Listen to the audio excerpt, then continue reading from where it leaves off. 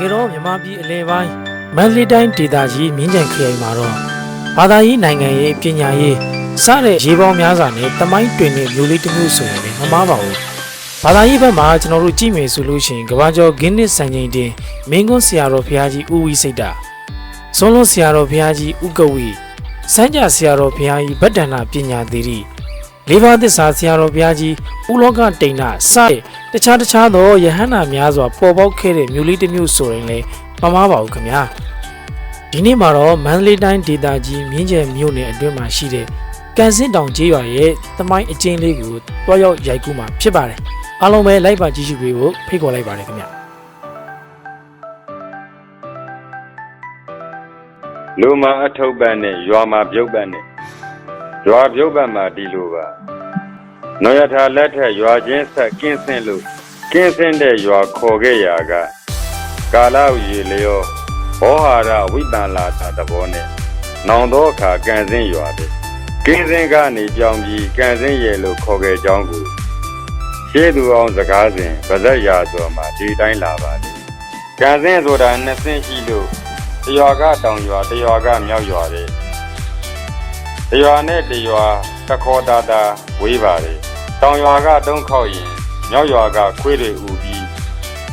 မြောက်ရွာကခွေးဥတာတောင်ရွာရဲ့မြောက်ဖြားကလေတင်တိုင်းအတိုင်းတာကြားနိုင်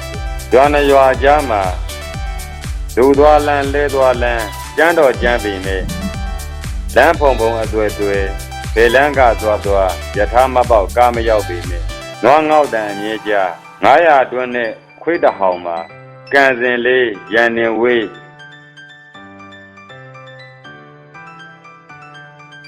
မင်္ဂလာပါဗျာ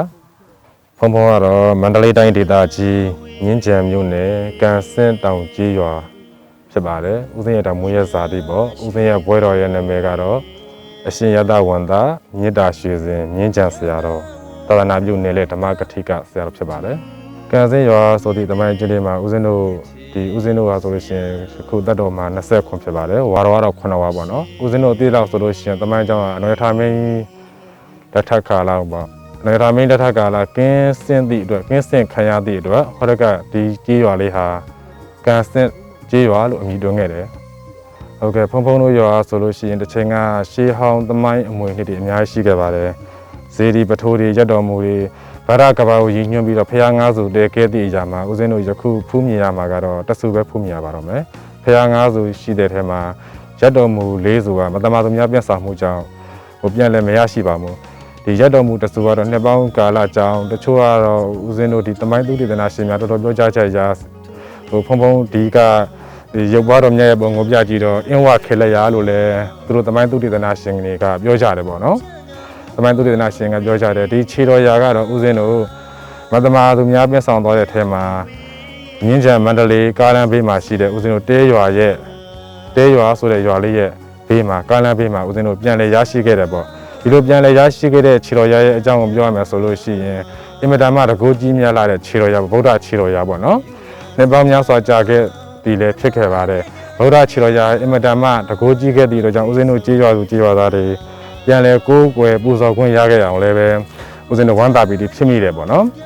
ဒီလိုခြေတော်ရာကြီးပါသွားတယ်ဆိုတော့ကျတော့ဦးဇင်းတို့တရားလုံးမှာ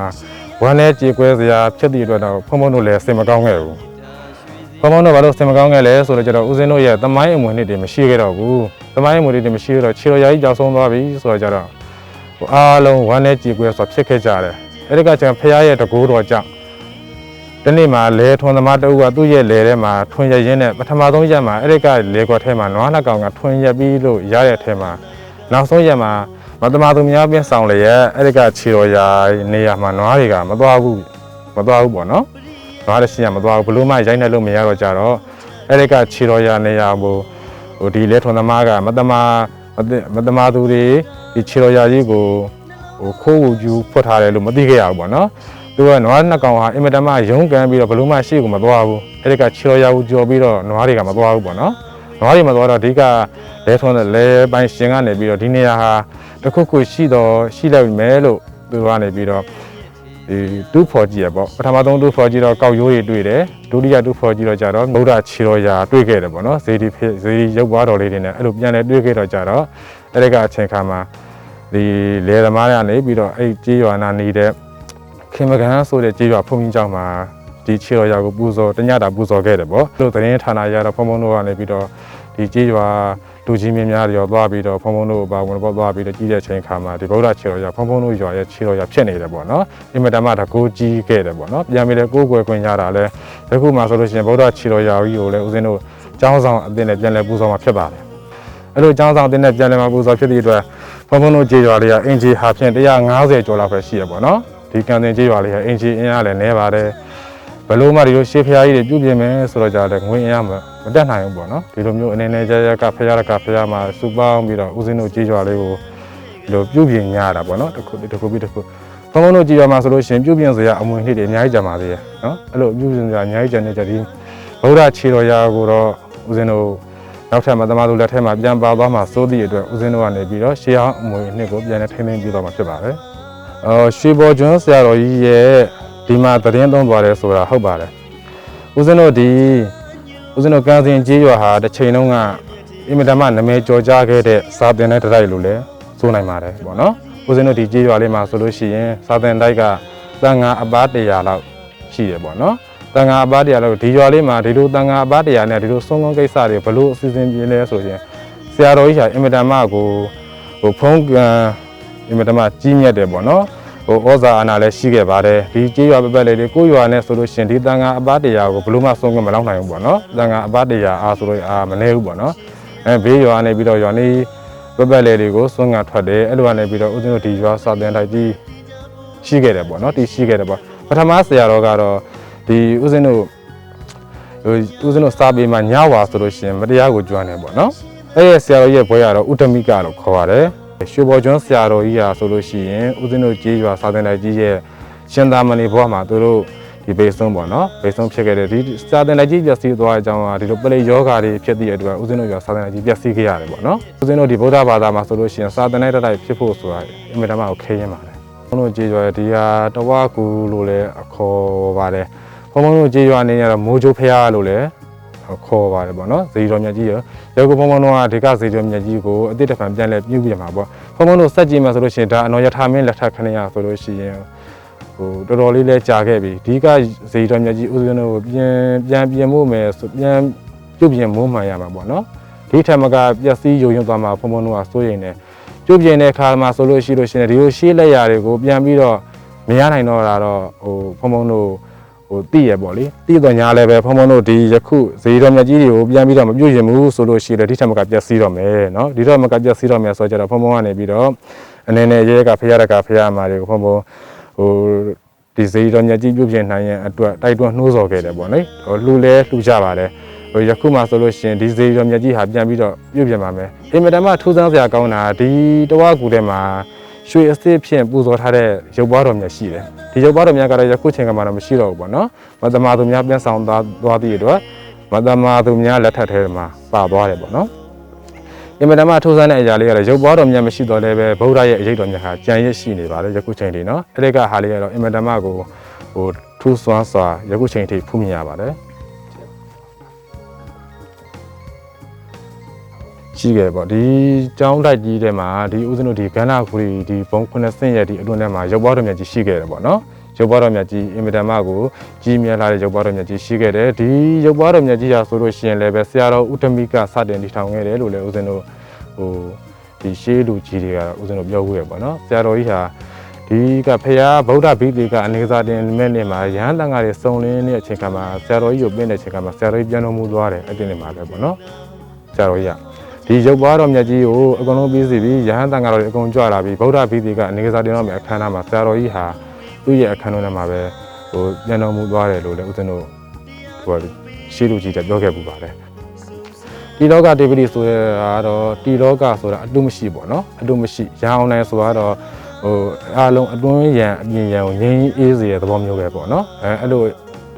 အတိမပြတဲ့ဒီဇေယျတော်မြတ်ကြီးရဲ့ပွဲတော်တာဒီလောကတေပတိရအောင်နိုင်ရသော်ဖရာလို့ခေါ်တော့ပါတယ်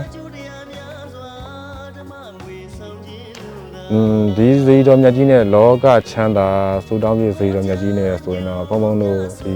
ီအနေနဲ့ရကဖရာကဖရာမာတွေကြီးညိုတရားပွားနိုင်အောင်ပေါ့ဘုံဘုံတို့ယခုချိန်ခါမှာဆိုလို့ရှိရင်ဇေယျတော်မြတ်ကြီးဟာအကုန်လုံးရွှေသင်္ကန်းလဲ ကတ်လှူလို့ပြီးပြီပေါ့နော်ဒီထီတော်တင်ပွဲပဲပြုလုပ်ဖို့ရကြံပါတော့တယ်ထီတော်တင်ပွဲကတော့ဒီကိုဗစ်ယောဂါကာလကြောင့်မလို့ဘုံဘုံတို့ဒီပြုလုပ်ခွင့်မရသေးတဲ့အတွက်ဟိုမပြုလုပ်ရသေးပေါ့ထီတော်တင်ပွဲမှာဆိုရင်တော့ဒီလောကချမ်းသာဆူတောင်းပြည့်စေတော်မြတ်ကြီးဟာဆိုလို့ရှိရင်လည်းပဲဟိုနှစ်ပေါင်းများစွာကြာခဲ့တော့ကြောင့်ပျက်စီးယိုယွင်းခဲ့တယ်ပေါ့လေပျက်စီးယိုကူယွင်းခဲ့တဲ့ကြောင့်ဒီကံစုလောကချမ်းသာဆူတောင်းပြည့်စေတော်မြတ်ကြီးအတွက်မှာဆိုလို့ရှိရင်လည်းပဲရုပ်ပွားတော်တွေဟာရှေးဟောင်းနှစ်ပေါင်းများစွာကြာရှိနေတော့ကြောင့်ခုနှစ်တက္ကရာတွေလည်းတွေ့ရှိခဲ့ရပါတယ်စေတော်မြတ်ကြီးဟာလည်းပဲဒါဆိုလို့ရှိရင်လည်းပဲဦးဇင်းတို့ဒီရှေးဟောင်းအမွေအနှစ်ကိုဆိုလို့ရပါတယ်ဒီရုပ်ပွားတော်လေးတွေကတော့ဦးဇင်းတို့ဒီကျောင်းဆောင်ကြီးထဲမှာယခုချိန်မှာဆိုလို့ရှိရင်ခဏပူဇော်ထားရပေါ့နော်အဲ့ထဲမှာဆိုလို့ရှိရင်ထူးဆန်းစရာဦးဇင်းတို့ဆင်ရုပ်ကလေးလည်းရှိပါသေးတယ်နော်ဆင်ရုပ်ကလေးလည်းရှိသေးတယ်အင်မတန်မှဟိုနောက်ပြတူဦးဇင်းတို့ရဲ့ထူးဆန်းစရာဆိုလို့ရှိရင်ရက်တော်မူတဆူရှိတဲ့ဟာကိုလည်းဦးဇင်းတို့နောက်ကြတော့ဟိုထုတ်ဖော်ပြီးတော့ပြပါမယ်ဘာလို့ထုတ်ဖော်မပြလဲဆိုလို့ရှိရင်ဘုံဘုံတို့ကမသမသူများလက်ထက်ကိုကြောက်တဲ့အတွက်